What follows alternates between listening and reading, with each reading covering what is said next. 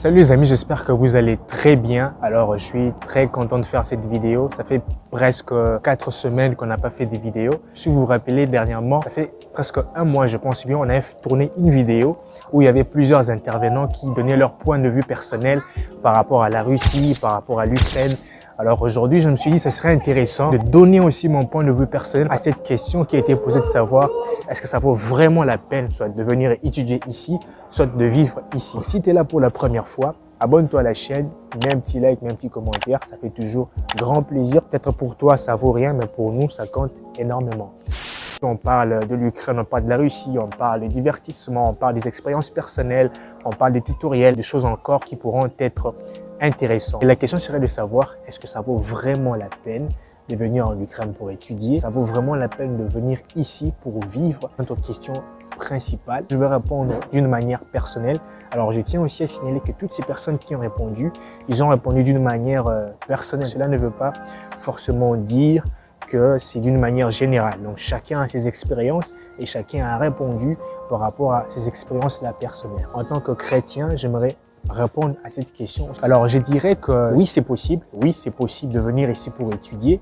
Oui, c'est possible de venir ici pour vivre. Oui, c'est vraiment possible. Ça dépend premièrement d'une personne à une autre. Et aussi, avant de venir ici, il faudra être suffisamment informé, suffisamment prêt de pouvoir affronter la réalité qu'on pourra rencontrer ici.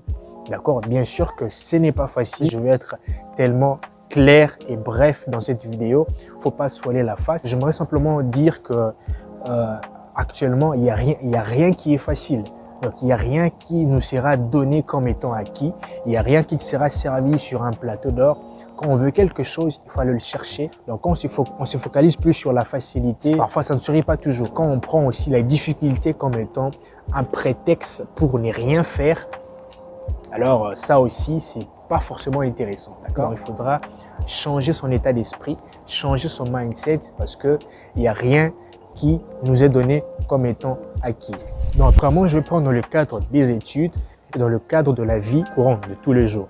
D'accord? Pour des personnes qui veulent venir ici pour étudier, alors il y a un point qui est très capital. Donc, il faudra vraiment avoir des ressources parce que quand on n'a pas de ressources, ça nous permettra de supporter nos études jusqu'à la fin. Alors moi, je pense que ça serait mieux de ne pas venir. Je vais être franc là-dessus. Il faut avoir des ressources. Tant qu'on n'a pas de ressources, ça vaut vraiment pas la peine parce que quand tu es un étranger, si tu n'as pas d'argent, en tout cas, je suis désolé, on te mettra d'ailleurs par rapport au système d'enseignement. C'est qu'on retrouve généralement dans nos pays respectifs, dans un auditoire où il y a peut-être 500 étudiants ou 400, je ne sais pas moi combien, dans un auditoire.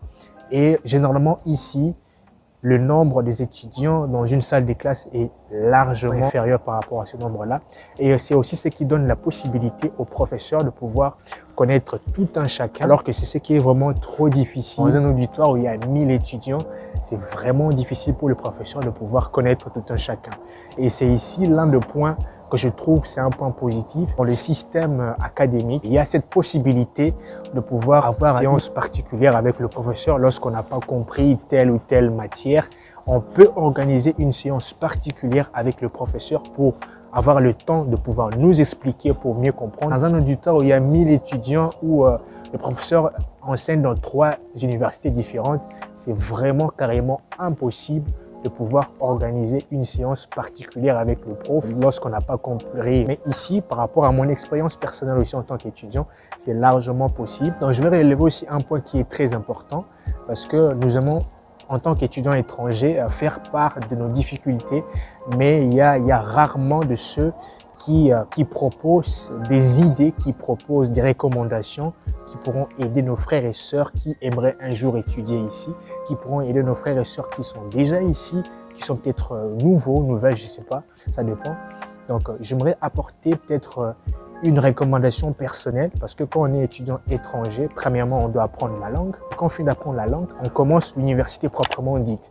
Et en commençant, on est buté par rapport au problème où on n'arrive pas à prendre les notes à la même longueur d'onde que quand le prof est en train de dicter. Ça, c'est un problème qui est très fréquent. Ceux qui sont passés par ce chemin-là, ils pourront me le confirmer en commentaire. J'aimerais peut-être apporter une recommandation qui pourra aider une personne. Quand on est étudiant étranger, il faut savoir tisser des liens avec nos collègues de classe, c'est très important. C'est ce qui nous permettra, lorsqu'on est buté par rapport à un problème des retards de notes, on pourra peut-être leur demander de pouvoir nous prêter leurs notes pour compléter peut-être là où on a eu des retards. Et aussi, là, il y a un problème qui se pose. C'est pas tout le monde qui déchiffre ce qui est écrit, parce qu'il y a aussi cette difficulté dans le fait où, bien sûr qu'on a pris des notes, mais on n'arrive pas à lire ce qui est écrit. Ça arrive, ça m'est arrivé aussi. J'aimerais dire que c'est mieux de pouvoir entrer en contact avec le professeur, lui expliquer que non, je n'arrive pas à prendre les notes pendant les heures de cours, je suis toujours en retard. Est-ce qu'il y aura la possibilité que vous puissiez me donner, m'envoyer vos cours, des notes qui me permettront à la maison de pouvoir peut-être lire, faire des petites traductions, etc. Ils ne peuvent pas vous refuser cela, c'est votre droit. Et aussi, il y a un problème, c'est quoi? C'est que quand on a des notes, on est un peu malin de dire que j'ai tous mes notes, je peux rester carrément à la maison, ça fait rien. Mais c'est une très grave erreur parce que on peut avoir toutes les notes, mais si on n'assiste pas au cours, on aura des difficultés de pouvoir se situer par rapport à ce que les autres ont vu pendant le cours. Il y a aussi un autre point positif. Généralement, dans nos pays respectifs, il y a la théorie et la pratique. Ils sont donnés dans une même heure. Alors qu'ici, il y a un point qui est positif. C'est quoi? C'est qu'il y a la partie théorique et la partie pratique qui sont totalement séparées. Il y a un temps où on vient uniquement pour prendre des notes. Il y a un temps où on vient uniquement pour faire des exercices. Je pense que c'est aussi un point qui est positif selon moi personnellement par rapport au système d'enseignement ici. Si vous avez des questions, n'hésitez surtout pas à me les dire en commentaire. Ça serait intéressant de vous lire et de vous répondre. Par rapport au point de vue de la vie quotidienne, si on dit est-ce que c'est possible de vivre ici en Ukraine, je dirais que oui, c'est possible. Il faudra savoir que quand on est un étranger d'une autre couleur de peau, il faudra se mettre en tête qu'il y aura toujours des regards d'une manière constante. Donc, il y a plusieurs personnes qui prennent ces regards d'une mauvaise manière. Parce qu'il y a plusieurs personnes qui n'arrivent pas à s'épanouir, qui ont subi peut-être des attaques émotionnelles, des attaques psychologiques. Pourquoi? À cause du fait que plusieurs personnes les regardent d'une manière peut-être différente, je ne sais pas. Et plusieurs personnes les considèrent comme étant du racisme. Alors moi, je pense que ce n'est pas forcément ça. Alors je tiens aussi à vous dire que le racisme, on le trouve partout. Il y a partout. Alors je ne vais pas me voiler la face, il y a partout où on le trouve. Peu importe dans quel pays, il y a toujours un taux de pourcentage de pouvoir trouver cela. Pour ne pas avoir des chocs émotionnels, des chocs psychologiques, des chocs psychiques qui nous bloquent de pouvoir avoir un épanouissement, il faudra simplement avoir en esprit toutes ces choses-là. Un exemple, actuellement où je tourne cette vidéo, il y a des gens qui sont assis à gauche, à droite. D'accord? Alors, si j'avais dans mon esprit cette idée que un tel me regarde, peut-être que je ne ferais pas cette vidéo. Mais hormis du fait qu'on me regarde à gauche, à droite, je tourne ma vidéo tout calmement.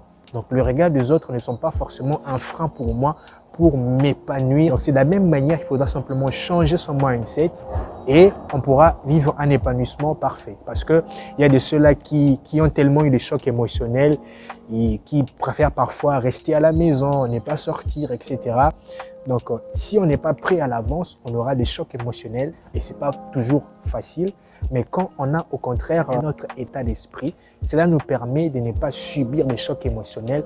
Au contraire, de ne pas faire attention à ces choses-là. D'accord? Donc, c'est un point qui est très, très important à souligner. On va s'arrêter là pour aujourd'hui. Thank you for watching, guys. Thank you for your time. I wish you good luck. See you next time. Bye.